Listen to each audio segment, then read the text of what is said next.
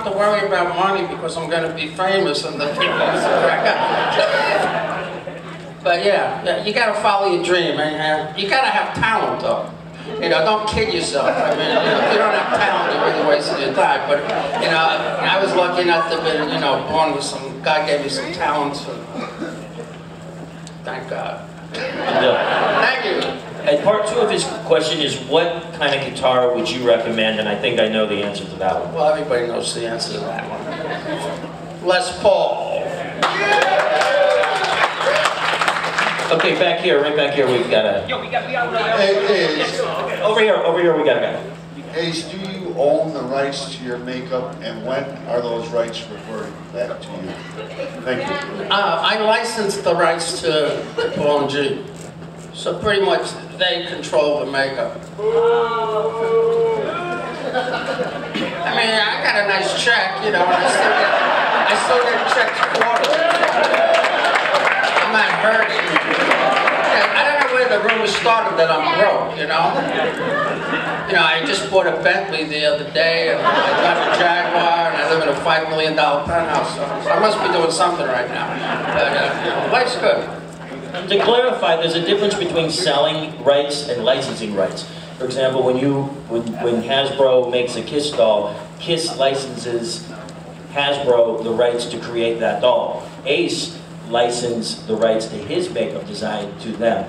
So that's why he still gets checks. Wanted to clarify that. Yeah, it's like he loaned it to them. Okay, next question. Good question. How's it going, Ace? First off, I gotta say, Tommy Thayer fucking sucks. And I was just wondering on your covers album, are you gonna cover any like Jimi Hendrix? Yeah, no, Tommy's a good guy, but what's the second part of the question? Tommy's he can't help it. Tommy's Tommy. He'll never be me, but he tries.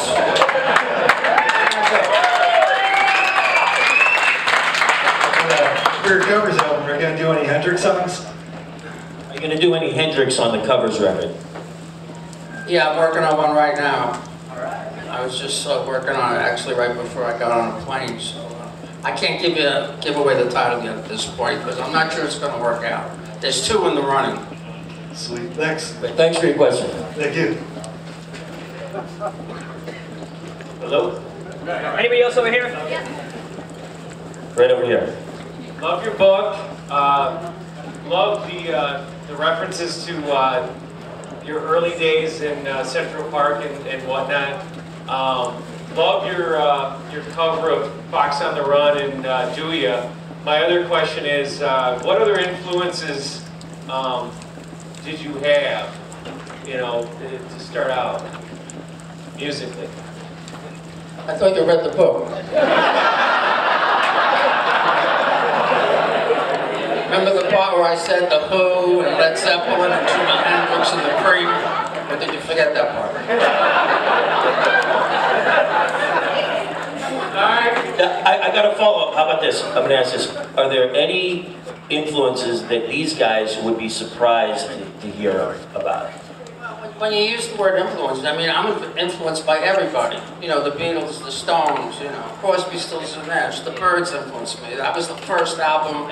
I remember when I was about 10 or 11, my brother and sister bought, and if you're in the same house, you got to hear the Byrds, turn, turn, turn. So, everything influences me to a greater or lesser degree, obviously. But, the English invasion is what really did it for me. When Cream and The Who and Hendrix, and Led Zeppelin came over, from England, they just, they took center stage for me. Got a guy right here. Hi, Ace. It's an honor to be talking to you. My question is, you had Anomaly, your first studio album come out in 2009, first one in 20 years, and I know through those 20 years you were in and out of Kiss and everything. I just wanted to ask, after 20 years of not having a studio album, what made you in 2009 say now is the right time to release some new music? So, you did your solo record in 1978, and then you did some Kiss stuff. And what made you decide in 2009 to want to back together and do another solo record. Actually, let me rephrase it. So you did your first solo record, '78, then you did Frehley's. It was about time. It was overdue, right? I had been asleep at the wheel for a while, you know? I mean, it's no mystery, you know, it's no secret that I was getting high a lot, you know? So, you know, that kind of, you know, some people think it helps your creativity, but it really stifles it in the long run. So, you know, I've been clean and sober now over 9 years, and I think it's pretty obvious when you listen to the last 2 albums I did, you know, vocally, you know, arrangement-wise and production, and, you know, it's just up there with anything I've done in the past. Okay. Hey, okay, go ahead. What happened? Hi, how are you? So welcome to Chicago. I'm not sure whether or not you're aware of this, but you are in the home of the illustrious Miss Cynthia Plastercaster. And You're in the home of Cynthia Plastercaster, the famous groupie who used to make the plaster casts. What about her? She's from here, right? she's from here. I'm actually one of her proteges. We're carrying on the Plastercaster tradition here in Chicago. So the question is, she just wants to know. Did you get one from me already? I don't never remember. A lady never kisses and tells. We just it's about. So the question is, we've all heard Jean's take on the writing, recording process of Plastercaster and where it comes from, but she was just talking to me the other day and it was like, oh, it's interesting he'll be there. I've never heard what he has to say about that song, so she's just wondering, what are your thoughts about Plastercaster? Song that Jean wrote? Yeah, just the recording It's a process. Jean Anything, song, any yeah. additional tidbits? She just was curious. It's never been asked to you, so. It's never been asked to me. Not that much. You know, it's not one of my favorite Jean songs, you know. Some of my favorite Jean It's not hers either. You know, like Dr. Love, Deuce.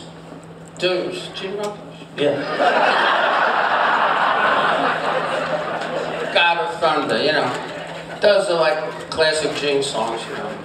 Perfect. And, Well, I'll let her know it's not your favorite. Plastercaster isn't up there with the top 5. Anybody over here? Like a, Thank you for the question. I got a Thank guy. you. Hey, what's up, Ace? Question for you. Do you listen to any modern music, and what current guitar players influence you? So who do you listen to I'm now? so deaf, I can't hear anything. What are some of the new bands that you like, and are there any more current guitar players that you like? You know, people ask me that all the time, and I'm just out of the loop, you know, but I ask other people that are kind of still involved with the music scene a lot more than I am, because I'm kind of living in my own bubble. And everybody I talk to said that there hasn't been a hard rock, heavy metal band that's come out, that's new, they've gotten really, really excited about. You know, I still listen to, you know, Led Zeppelin and you know, all the stuff that influenced me when I was growing up, you know, but there's not that much that, you know, that's new, that's knocking me out. That's the truth. But unlike what Gene Simmons says, I don't think rock and roll is dead. You know, I just think, you know, it's got to be fine-tuned, and, you know, I'm going to start producing probably in the next couple of years, and I'm going to try to find a band and put it together and produce them. A younger, you know, bunch of young guys, and pass on the knowledge that I've learned, you know, working in this business for over 40 years. Hopefully I can help a young band get started. That's good. Very cool. Now, before we go to the next question, I wanted to kind of follow up on this and also follow up on one of the previous questions, and it's about an influence that Ace had that you guys probably would not realize that this was an influence on Ace, but somebody that we happened to run into a few times in the last couple of months, Gene Cornish of the Rascals. And you had a great story about when you were in the studio and the Rascals were in there. Does anybody know who the Young Rascals are? Yeah. No, but they were a big influence on me when I was young, and when I was recording the first Kiss album, what studio was that in? Bell Sound Studios? Yeah, that sounds right. And I get in the elevator to go to the, you know, a session, and Gene Cornish, the lead guitar player from the Young Rascals, is in the elevator. Now here's a guy that I used to listen to his records and try to figure out his solos when I was like 14, 15 years old. Here he is, I'm in the elevator with him, you know, and I'm in law, and then I bumped into him at a signing. What was that? Outside of Philadelphia. I was hanging out with Gene, and I brought up the elevator story, and he remembered it. So that's a little tidbit of trivia. Cool. Okay, right over here. Hi guys, I had a question in regards to Ace when you left KISS and you went to do Frehley's Comet.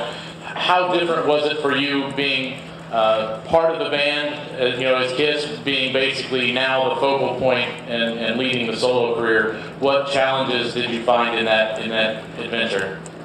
It was hard for me. It was hard for me. And you know, when you're used to being in a band situation where everything is on your shoulders, and all of a sudden you're thrown into a situation where you're responsible for everything, you know, as far as the business end, hiring and firing and putting the band together and making key decisions. You know, it was a lot for me, and you know, even to this day, I'm not thrilled about it. You know, I never enjoyed the business end of the business. You know, I would just be the creative guy who comes up with ideas, writes songs, and gets them in place. You know, when I have to go over numbers and contracts, I hate all that shit. It just gives me a fucking headache. Okay, we got a guy over here. How you doing? Outside of your professional career, what bass player have you ever enjoyed jamming with the most? Outside of your professional career, what bass player have you ever enjoyed jamming with the most? And I think that might be him right there. That's Buddy, and he's in my book, and there's a picture of me and him on and I jam with Buddy on bass. But unfortunately, you're not the greatest bass player I've jammed with. I love you, Buddy. I gotta tell two stories real quick about Buddy. Buddy was in the car on the song Rock Soldiers, basically. That was Buddy in that car. And then the other story is that yeah, Buddy was driving with me in the DeLorean, and I had an accident. A cop came over and said to me, license and registration. And I looked at Buddy and I said, I don't have it. I'm gonna bolt. And I said, Buddy, get out of the car because you're going to get arrested if you come home. And he got out of the car and the rest is history, right? Thanks, buddy. All right. I got one real quick since I got the mic. Let me do it. Come on, I've been running around, guys. I noticed like a couple, I guess it was last year you said you were going to maybe start putting Dark Light back into rotation, which honestly is the only good song on that album. Would you consider busting that out in the States on your tour? And then I also had a follow-up to that. Did you really throw The Elder out of your car window when you heard it the first time? Yeah. Yeah, you know, we're still trying to work up Dark Light. It's just, you know, there's just so many songs. Every time we start rehearsing, you know, we end up with 20, 25 songs, and then we got to edit it down to like 18. And, you know, somehow it keeps eluding the set, but maybe on the next set we'll get it in there. I want to get that one back in the set. I want to get Sister back in the set. Anybody over here at all? This guy over This here. gentleman over here. First, Ace, thank you. You're a huge inspiration. Question, on the farewell tour in Australia, there was a video on YouTube, it was the Kiss Jam, where you started playing some of the stuff that Gene had forgotten, and then he had asked, what does the Ace Frehley band want to play next? And he went into Rocket Ride. How was the aftermath on that? So there was in the KISS farewell tour, there was a show in Australia where you were playing some songs that you knew, but you knew Gene probably forgot. And then Gene made a comment and said, oh, hey, what does the Ace Frehley band want to play? And it was really KISS on stage. And he was wondering, did Gene, you know, say anything to you after the show, or how did that, you know, that go? Was it just a fun joke, or was he mad? I don't remember. I think I just probably jumped in a limo and bolted, you know. Great question. Okay. Okay, yeah, I got one. Ace, love you. Thank you so much yesterday for the autograph. Appreciate it. Amazing. Anyway, back I think it was 2009. You played with Rob Zombie, Tommy Lee, Gilby Clarke, Slash, Gods of Thunder. Was there ever any talk after that performance of you maybe recording with those guys or putting together even a track or an album or anything? So back in around 2006 or 2007, you did the VH1 Rock Honors out in Las Vegas. Yeah, that was a lot of fun. Yeah, with Tommy Lee, Rob Zombie, Scott Ian, Gilby Clark. I'm not forgetting anything. Slash. Yeah, right. And he was wondering, do you ever have any plans of doing anything? And he answered the one question because Slash is going to be on the new record, but with some of those other guys as well. Yeah, everybody's so busy. I mean, just to try to coordinate to get Slash in the studio, you know. I've been trying to get Slash on my last 3 records, so, and you know, same with Mike McCready and a couple of other friends. But who knows, you know.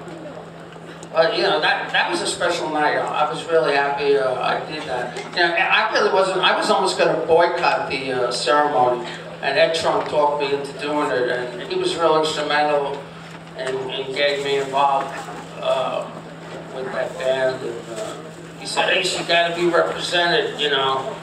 They're going to perform without you. You got to get up there and do a song. And we had so much fun. We rehearsed in LA. We hopped on a Learjet, flew into Vegas, did the thing. I ended up with four or five chicks in my room that night. I went off the wagon that night for Slash handed me a vodka and Red Bull. But I got back on track a few months later. Thanks for your question. Whatever. Ace, you are the king. Ultimate salute. Let me say that this guy was in a Dynasty costume at the Surf Ballroom. So let's give him a hand. I wanted to ask you, I've read for years as growing up that you were good friends with Blackie Lawless of Wasp. And I'm just curious, do you still talk with him, or how come you've never done any projects with him, or is there anything like that in the future? You know, me and Blackie used to be drinking buddies, and you know, I pretty much cut loose the people I used to drink with for the most part. But more than that, it's just that, you know, he doing his thing, I'm doing my thing, and I've completely lost track of Blackie. But we're still friends, you know, and I'm sure we'll bump into each. You know, I hadn't seen Sebastian Bach in, God, 10 years.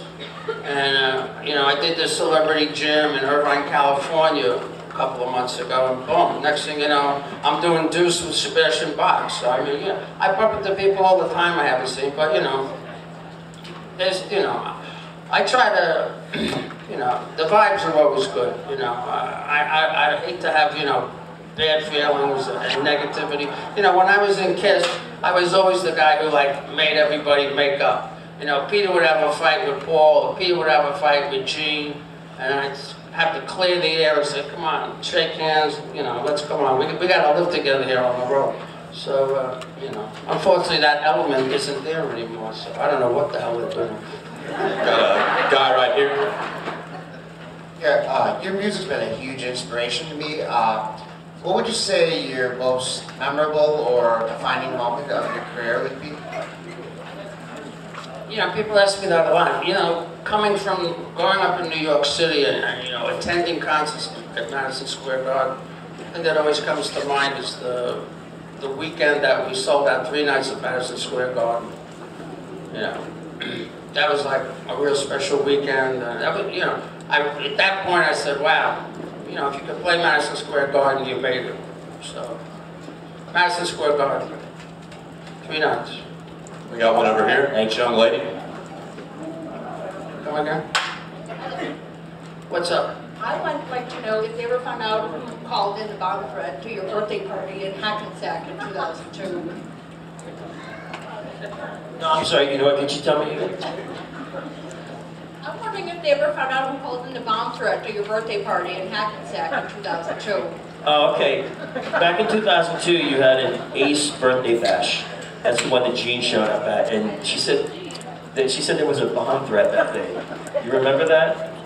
I was loaded on it. I just sailed through that whole pond. Vaguely. I mean, I remember Gene showing up with a cake, and I completely ignored him. And in retrospect, I feel bad about that, you know, because he came all the way from California with a birthday cake.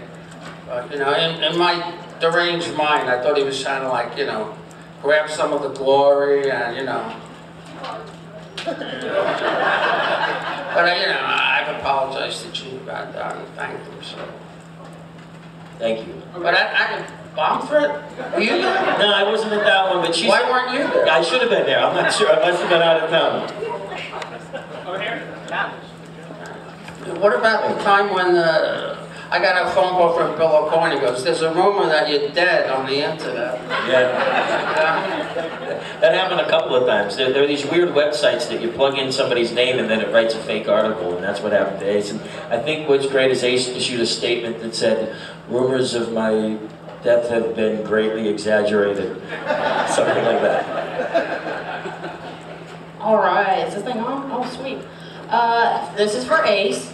I'm a huge Wendy O and the Plasmatics fan. Can you tell us a little bit about recording, Bump and Grind, Ain't None of Your Business? What was it like recording with Wendy O. Williams? You recorded a song that Gene was producing, Wendy O. Williams from the Plasmatics. Bump and Grind was a great track. You played the lead. What was your experience with Wendy? Were you guys friends? Yeah, a lot of people think that, when you play on somebody's record, you're in there with the whole band and stuff. 9 times out of 10, when somebody does a guest appearance on an album, it's usually just them with the producer and the engineer. Wendy wasn't there. Gene brought me in. I did a couple of solos. He said, "Great, thank you. Bye-bye." That's kind of how it works. I mean, with digital recording now, it's even easier. I can send people tracks. I can email them tracks and say, put a bass track on here, or put a guitar track, or a solo, or anything, and they can just email it back to me. You don't even have to be in the studio anymore. But to answer your question, I didn't meet Wendy that day, at least not that I remember, and I remember it was pretty quick. There was a track that Ace recently played on Bret Michaels' record, a cover of Nothing But a Good Time with Michael Anthony from Van Halen. And Ace, if I remember correctly, you did that right in your home studio in San Diego. The Bret Michaels track? Bret Michaels track? Remember Pete came down to your place? The guy from the Bret Michaels band, the Poison? The guy from Poison. Bret Michaels? Oh, yeah. It was a guitar player. The guitar player from Poison, he's like engineering the record. He just showed up at my house with his